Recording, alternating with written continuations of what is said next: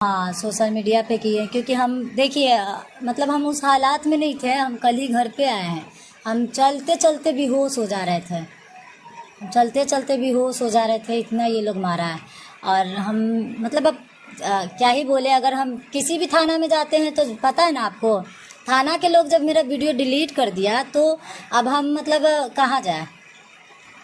जो एसपी थी उसे मैं खुद उन्हें जाकर 5-6 दिन पहले आवेदन दी कि मैडम हमारी जान को खतरा है, लेकिन उसके बाद भी मतलब उसे आवेदन दी, उसके जस्ट 4-5 दिन बाद प्रशासन क्या नशे की हालत में थी वो पता नहीं, लेकिन मैं बोली कि आप दारू पिए हैं, मेरे पास वीडियो भी है। मुझे लगा कि 1-2 लोग पिया हुआ है, मैं उसे बोली कि आप दारू पिए हुए हैं, तो वो कुछ नहीं बोला। आइए इधर आइए, तो आप भाभी इधर आ जाइए। आप चले जाइए, हो गया आपका काम, जाइए।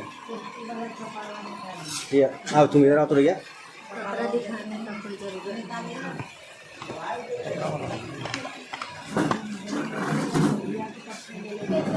राकेश स्टार्ट कर। राकेश भैया आज़ाद समाज पार्टी से हैं, आए हैं रिया जी के पास। आज राकेश भैया से ही पूछेंगे कि किस तरह से देख रहे हैं ये घटना को। देखिए, ये घटना बिल्कुल ही निंदनीय है, इसमें कहने और बोलने की बात नहीं है। जैसे ही आप वीडियो के ट्रेंड देखते हैं तो वो पता चल जा रहा है। अब पता चल रहा है कि प्रशासन आखिर किस आलोक में ऐसे कर रहा है, और वो भी दलित को, महादलित जो उत्थान की बात कर रहे हैं। आज जब हम प्रशासन के प्रश्न पूछते हैं, और ये भी वो महिला है जो अपने जागरूक कर रही है, अपने समाज के लोगों को इतना जागरूक कर रही है, ये पच नहीं रहा है। और प्रशासन में भी देखना होगा कि हमारे लोग कितने थे, कौन वो लोग थे जो इस तरह का निर्णय लेते हैं। वो दानापुर हो या बिहार के किसी कोने से हो, रात के 2 बजे तुम्हें आने का क्या संदर्भ था भैया? और 2 बजे आए तो तुमने वेट नहीं किया। और पैसों की बोलबाला होती है, यहाँ जब मेयर का लड़का होता है तो तुम्हें पता नहीं चलता है, रात में तो दिन भर तुम इंतजार करते हो, और यहाँ गरीब और दबे कुचले हैं तब तुम कभी भी मार दोगे लात को। और ये चीज अभी तो ये सिर्फ एक गरीब को जो आवाज उठा रही उसे दबाने का प्रयास है, और इसके पीछे कई षड्यंत्र होंगे निश्चित तौर पे, क्योंकि हम उस तरह की लड़की नहीं थी कि ये घर में बैठी। आते हैं और रिया पे ही टारगेट था, ये तो साफ पता चल रहा था, और इसका कारण भी इसने बताया है। और यही कारण मूलतः होती है क्योंकि समाज में अधिकतर लोग जो हम लोग हैं अभी उस तरह के जागरूक नहीं है। उस तरह के लोगों को जब हम कुछ आवाज उठाते हैं तो ये पछता नहीं है आगे के लोग जो बैठे हुए किसी तरह एन किरण प्रकेन उसे दबाना ही चाहते हैं। कौन थे वो सर? अरे कानून तो 2 तरह के भैया, अमीर का कानून अलग है, गरीब का कानून अलग है। अगर हम पढ़े लिखे नहीं हैं तो थाने ही में हमारा सारा कानून सिमट जाता है, लेकिन हमें जितनी भी आर्टिकल है, अगर कितने लोग जागरूक हैं, और इसी का फायदा वो उठा रहा है कि हम तो तुम्हें बताएंगे कानून के तहत। अभी बोलो प्रशासन से ही केस करने के लिए वो कह रहा है, क्यों? क्योंकि वो थोड़ा बहुत अगर उनसे लड़ाई पूछा जाए, अभी तो ये मानवाधिकार का केस बनता है भैया, अभी तो कई सवाल पूछे जाएंगे, अभी हमारे कई सवाल उनसे जो उनके संदर्भ में अभी नहीं होंगे, कई सवाल हम आरटीआई कार्यकर्ता होने के नाते एक तो हमारे कई उन पे जितने आए लोग हैं उनके विरुद्ध तो हम लोग करेंगे कि आखिर उनका क्या पहले का ये रहा है, कि उनका पहले का सर्किल किस तरह से कहां से आया, ये तो एक अलग। इसके अलावा मानवाधिकार का ये केस बनता है कि मानवाधिकार के तहत इसने कैसे एक लड़की को, उसमें एक महिला और सारे पुरुष, और इस तरह के आप देखे हैं कहीं ना कहीं इस केस को और काफी लंबा चलेगी। सड़क की लड़ाई एक अलग लड़ाई होगी, और जो लड़ाई होगी लिखित में उसका जवाब तो देना होगा, वो चाहे 1 महीना 2 महीना 3 महीना लगा, लेकिन कागजी लड़ाई तो अब उन्हें जवाब देना होगा। और आज इन्हें बल शुरुआत में थोड़ी इन्हें फ्रस्ट्रेशन जरूर है, स्वाभाविक है कि ऐसे हादसाएं जब हो जाती हैं तो थोड़ी से आदमी से नहीं तो इतनी मजबूत लड़की बार बार हम लोग देखते हैं कि इतनी मजबूती से लड़े, आप भी देख रहे होंगे इसमें, और उसके साथ ये हादसा हो जाएगा, ये बहुत ही निंदनीय का। आज हमें बढ़ाना था, इसके साथ एक कारवां देना था कि कारवों को बढ़ते हुए कई लोगों को न सिर्फ लड़ने के लिए बल्कि शिक्षित भी करना था, क्योंकि उन्हें शिक्षा के साथ हमारी लड़ाई लड़नी, हमें 2 लड़ाई लड़नी है एक साथ। शिक्षित भी करना है हमें ताकि लोग का कारवां बढ़े, वो जागरूकता हो, और अभी जो शासन प्रशासन बैठे हुए हैं उनके विरुद्ध भी हमें लड़ना है, हमें आवाज को बुलंद करना है। लेकिन निश्चित तौर पे इस तरह के कार्रवाइयां होते रहेंगी, दबिश होते रहेगी, लेकिन इसी तरह से अगर आप लोग भी आए हुए हैं और इसी तरह से हम लोग इनका साथ देंगे, निश्चित है जो होना था वो हो गया, लेकिन जो होगा वो नहीं जानते हैं। इसलिए जो होगा उस पर हम लोग कंसंट्रेट करेंगे। बस वेट एंड वॉच कर लीजिए, क्योंकि हम लोग सिर्फ लड़ाई इसलिए नहीं लड़ेंगे कि तुम्हें सड़क पे विरोध करेंगे, तुम्हारे हर जितने भी तुमने नौकरी किया है उसका खाका भी निकालते हुए तुमसे बात होगी, हर बिंदु पे बात होगी और सामना सामनी बात होगी, आंख से आंख में। इसके बाद अभी हम लोग डीएम से भी मिलेंगे, एसएसपी से भी मिलेंगे और सिर्फ कागजी कार्रवाई को अब हम लोग तवज्जो ज्यादा देंगे और सड़क की लड़ाई तो हम लोग रूप बना के वो लड़ेंगे ही, ताकि आप जान लीजिए कोतवाली में बैठे तुमने रक्षक बनाए। अरे इतने भी आप देख लीजिए, अभी हम डीजीपी को हमने जब आरटीआई दिया तो सारे सुरक्षा 3600 लोगों पे सुरक्षा दिया हुआ है, 13,000 पुलिस को, और यहाँ पे पुलिस होता है कोई गरीब रखा है तो आ जाओ उस पे। अरे तुम तो चाटुकारिता के सीमा को पार कर चुके हो और यहाँ पे बेबस को तुम्हें सहारा देना था, किसी तरह तुम बुला लेते कोतवाली में, नहीं होते कई लोग थे, अगर नहीं जाती तब ना, तुमने सीधे इसमें कर दिया। अरे इस तरह की लड़की जब ये बुलंदी तुम जानते हो उसके बारे में तो तुम वहां बुला लेते। स्वाभाविक है कि एक षड्यंत्र है और मिले हुए लोग हैं, अब तो हर लोगों का पर्दाफाश करना होगा। और अभी हम आए हैं सिर्फ इनसे मिलने के लिए कि अभी हमारी बात इतनी, क्योंकि अब जो हम लोग मिलने के बाद जो कार्य करेंगे वो 1-2 दिन के बाद ये सारा कुछ समझ के और इनसे एक अलग से वार्ता करके हम लोग उस पर पहल करेंगे और हमारे साथ कई लोग जुड़ेंगे। हम जितने भी संस्था है, इस तरह के संस्था जो इस लड़ाई को लड़ेगी, उसको साथ में जोड़ के अलग अलग, अब तो कागजी हर चीज को जवाब देना होगा, हर पेपर वे में उनको जवाब देना होगा और ये लड़ाई को हम लोग लंबा खींचेंगे। अब फिर इस दौरान इनके ऊपर कोई अगर हमला हो जाता है तो फिर उसको किसे हैंडल कीजिएगा? अरे हमला होगा तो ऐसे आसान मत समझ लीजिए, हमला होगा फिर जेल में जाया जाएगा। अगर ऐसी ही कानून बनी हुई है गरीब अमीर की तो फिर अपने बलिदान देना पड़ेगा। अगर इस लड़ाई को इस सीमित तक ले जाया जाएगा तो वहां तक जाया जाएगा। क्या फायदा ऐसे जीने से भैया?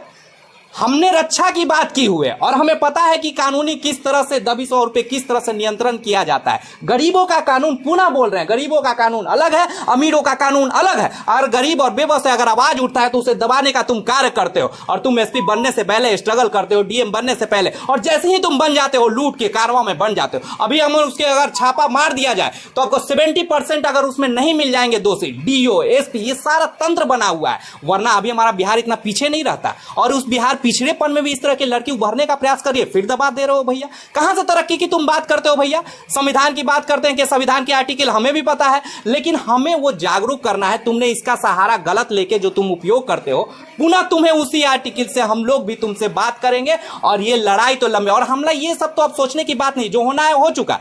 हमला होगा अब तो उसके लिए कोई रोक नहीं सकता, इसलिए सोचना ही नहीं, ये कमजोर करने वाली बात है। अब उसके लिए लड़ना पड़ेगा और एक बार अगर ऐसा कुछ हो गया तो वो थाने का इंतजाम कर ले, हम लोग वहां से प्रश्न पूछने जाएंगे और इतनी भीड़ होगी कि उन्हें नियंत्रित करना मुश्किल हो जाएगा और हमारे साथ कोई प्रतिकार नहीं करेंगे, सिर्फ हमारा हुजूम ही बताएगा कि हम करने क्या जा रहे हैं। हमारे साथ एक सोशल एक्टिविस्ट दीपिका कुशवाहा जी भी हैं। दीपिका कुशवाहा जी, क्या मतलब कैसे देख रही है इस घटना को? इस घटना को मैं देखी हूँ कि एक महिला जो निचले स्तर से आती है, जो बुलंद है, जो एकदम सशक्त है, उसे दबाने की कोशिश किया जाता है। क्या सच्चाई बोलना गलत है? क्या किसी के प्रति आवाज उठाना गलत है? आज इस लड़की का चेहरा देखिए, क्या हालत है इसके चेहरे की। देखिए क्या ये आवाज उठाई, एक अपने मोहल्ले में सीसीटीवी का लगाने की बात की थी, इसके घर में घुस के मारा गया और कहती है कि जब पुलिस अधिकारी मेरे घर में घुस के मारा तो सारे के सारे पी के आए थे।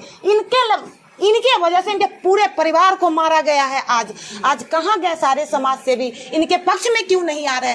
आज बारी है एक लड़की का, आज एक लड़की पिटाई है अपने घर में, उसका पूरा परिवार, कल तुम लोग पिटाओगे। नीतीश कुमार जवाब दो। महिलाएं को तुम कहते हो कि आगे बढ़िए, कौन से आगे बढ़ाने की बात करती है? जब निचले स्तर की महिला आगे बढ़ती है तो तुम लोग षड्यंत्र करते हो, उसे दबाने की कोशिश करते हो, उसके आवाज को, उसके बुलंदियों को। अब रुकेंगे नहीं हम लोग, इसके जवाब तुम्हें देना होगा और हम लोग पूरे भीड़ के साथ इकट्ठा हो रहे हैं। 2 जवाब, हम महिलाओं को जवाब चाहिए।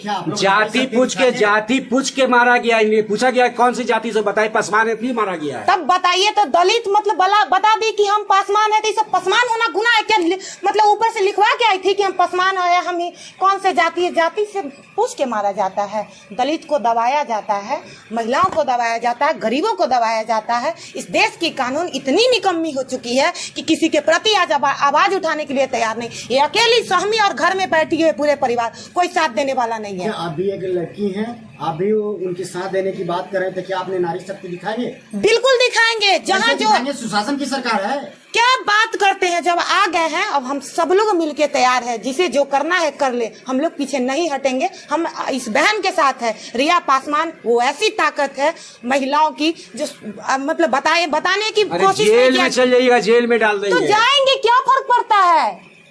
जेल से हम थोड़े डरते हैं। हम न जेल चल जाएंगे, हमारी जैसी 1000 महिला खड़ा होंगे, हमारे जैसे 1000 लोग खड़े होंगे मेरे साथ। अच्छा दीपिका जी, आपसे एक सवाल है कि जिस तरह से कभी बॉर्डर पे जाति पूछकर मारा जाता है और जो सुरक्षा देने वाले प्रशासन है वो जाति पूछकर मारा जा रहा है, ये क्या चल रहा है? ये देश है ना, मतलब कहते हैं कि आप राष्ट्र बना रहे हो, हिंदू राष्ट्र बना रहे हो, लेकिन ये सब कुछ नहीं है। जातिवाद यहाँ खड़ा होता है, यहाँ जाति को दबाया जाता है कि आप इस जाति से इसी जाति तक सीमित रहिए, आपका बोलने का अधिकार नहीं है। अगर ऐसा नहीं होता, परमान एरिया पासमान है, आप देख लीजिए।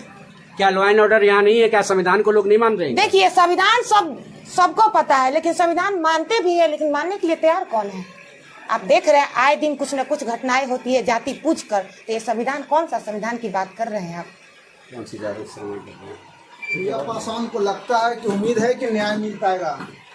बिल्कुल न्याय मिलेगा, क्यों नहीं मिलेगा न्याय हमें? जब मैं दूसरे के लिए खड़ा रहती हूँ और खुद के लिए क्यों नहीं खड़ा रहूँगी जब मेरा पूरा परिवार सपोर्ट कर रहा है। बस मुझे अफसोस इस बात की है कि मैं काम करती हूँ, मेरे वजह से मेरा पूरा परिवार को मारा गया। बस इसी बात का मुझे तकलीफ़ है कि मेरी प्रेग्नेंट भाभी, मेरी प्रेग्नेंट बहन, मेरी बुजुर्ग माँ को इतनी बेरहमी से मारा गया, मेरी कपड़ा फाड़ कर मारा गया। मुझे मारता तो इतना मुझे तकलीफ नहीं कपड़ा था। किसने फाड़ा था आपका? जेंट्स पुलिस उसका फाड़ा। वीडियो है आपके पास? हाँ, मेरे पास मेरा खुद का वीडियो है, वो आधा सारा तो वीडियो डिलीट कर दिया है। मेरा पूरा कपड़ा फाड़ा।